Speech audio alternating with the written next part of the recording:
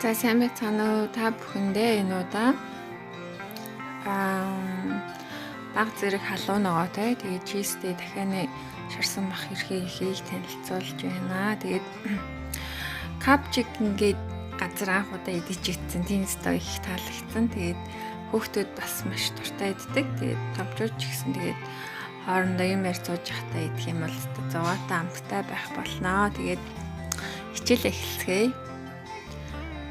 За эхлээд дахианы цээж мах эсвэл дахианы гуйны цул мах байж болно. Би хөвчлэн дахианы гуйны цул махыг сонгодог. Учир нь дахианы гуйны цул мах маань илүү гоё шүүслэг тэгсэн мөртлөө илүү гоё амтлаг баг зэргөөхөн бас илүү их таалагддаг.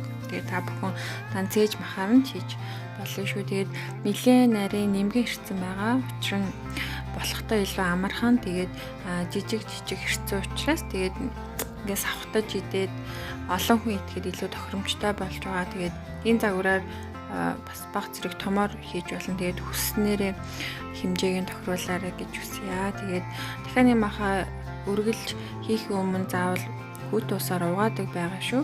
Тэгээд угааж авсныхаа дараа жижиглэж хэрцэн байгаа. Тэгээд дахианы маха амтлах зүйлүүдээ ингээд бичсэн байгаа. Тийм учраас та бүхэн хараад хийхэд амархан болно. Тэгээд амтлагааг нь мэдээж та бүхэн өөрсдийнхээ амтанд тооруулаад баг зэрэг нэмэж хасаж бас болно шүү. За тэгээд зөвхөн эрдэнэ жишийн зардуулаад тэгээд өндөгний цагаанаар л барьцалтуулсан байгаа. Нэмэлтээр гурил хийгээгүй.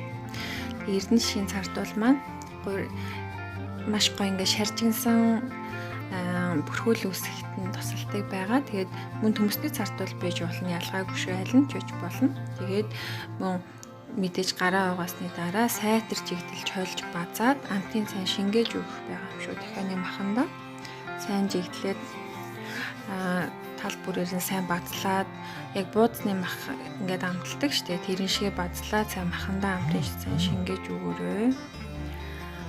За ингээд энэ хооронд нь хүссэн та ургамлын тосоо халааж өгсөн байх хэрэгтэй шүү. Тэгээд нэлээд сайн халсан тосондоо амтсан дахианы маха жигэд тарааж 50 байршуулж өгөөрөө.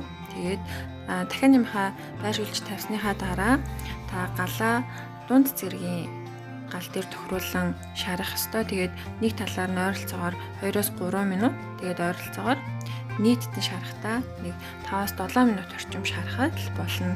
Гадна талын бүрхүүл нэг жоохон алтан шаргал өнгөтэй ойролцоо очсон байх ёстой. Тэгээд болоо. Хит халуун гал дээр доторх нь болохгүй гадна талын түлэгдэх магадлалтай байдаг шүү. За ингээд шарсан дахианы маха авсны дараа одоо дараагийн гоё гадна талын бүрмэл амтлагаанд хийгдэж өгнө. Тэгээд хатаасан улаан чинжүүнийхээ оронд шинэхэн улаан чинжүү ч гэсэн хийсэн болно шүү. За тэгээд амтлагааны бас мөн та бүхэн бас баг зэрэг нэмэж болно. Амтлагыг баг зэрэг хэсгэж болно. Тэгээд манайх баг насны хүүхдтэй хамт идэж байгаа учраас күүчүүж ангийн тийм хийгээгүй байгаа. Тэгээд та бүхэн нэмээд илүү гоё spicy тийм халуун ногоотой болгож болно шүү.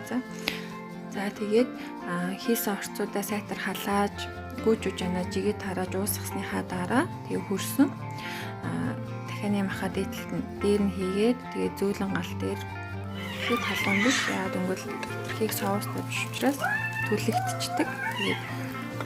Тэгээд хийгээд сайтар жигдэлж чутгаад гадна бүрмэл хэсэг нь бүх дахианыхаа хэсэгт хүрээд гоё наалтаад ирэх үед нь гаргаад тэгээд хүрсэн чизээ дээрээс үрсэн чизээ тарааж өгнө. Би энэ дээр болохоор моцарелла чизээ хэрэглэсэн байгаа. Моцарелла нь гоё пиццанд хэрэглэдэг. Тийм ингээд татгаар гоё сунж өгөөд амар гоё амттай. Тэгээд илүү гоё томчтой байдаг. Тэгээд хүссэн чизээ сонгороо. Тэгээд